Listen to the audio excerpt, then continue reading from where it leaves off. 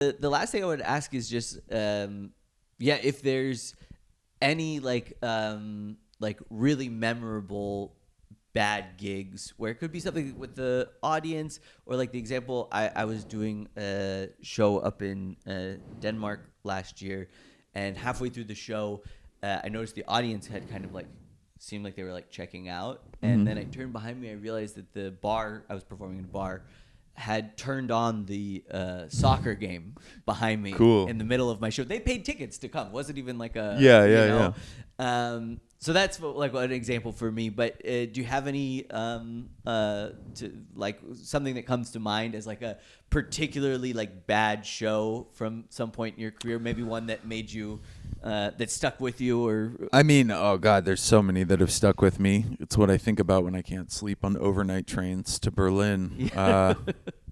But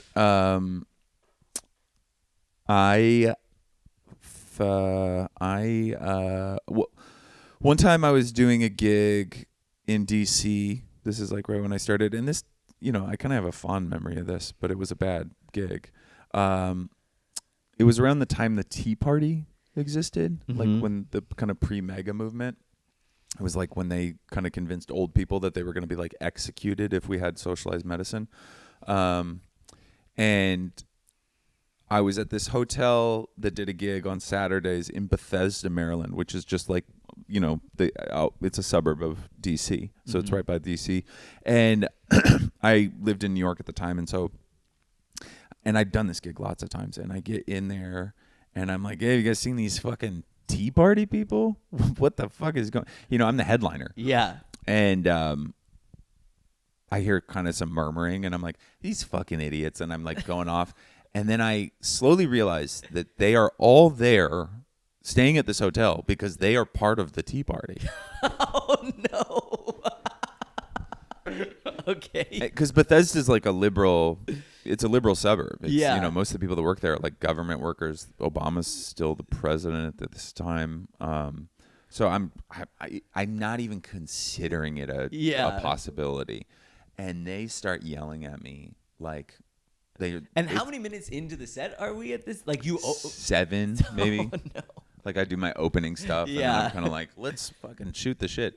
And they start yelling at me. They're kind of booing, and then like people in the audience that were not with them that had just paid tickets are telling them to shut the fuck up. And so then people are like arguing with each other to the point where I can't even hear myself. Like I have the microphone, and it's like It's pandemonium. Yeah, pandemonium. And the booker like ran up, and he was like, "We're done." Yeah, close the show. But I mean, I have so many bad shows. Me and Rory Scovel, one time we got hired by John Fox, who used to run the San Francisco comedy competition. Oh, yeah. Actually, I think one of the nights used to be at this place. It was called the Dead Crow. Oh, yeah. In Santa Cruz. Yeah. And he booked a Sunday night gig there. And, back then we were like excited for any kind of like road work. Probably Rory not as much as me, but I was very excited. And Rory was headlining and I was featuring. And when we got there, I mean, we knew before, but I don't know why it hadn't really equated to us. It was Super Bowl Sunday. Oh, no. Okay. And we got there, and like the game was over, but people were trashed. Yeah. They've been drinking all day. Yeah, they're annihilated. And we get on stage, and we're just like, hello. And they're like, what the fuck are you talking about? Like, just drunk. Nothing. I'm telling you, like, they are giving us, they are acting like we are Muzak. Yeah. And I think I was the feature. I maybe did 15 minutes. And then Rory got up, and it was like to the point where eventually people started talking louder so that he would not talk. And they just called the show, like 10 minutes in, they just called the show, and that was it. And that show in DC, what's that feeling when you see the guy coming towards the stage? Like, had that ever happened to you before, that a venue would be like, No. Let's just not. No. I hadn't been pulled off stage yet. I think I was probably 8 years into comedy at that point, maybe 7, 8 years.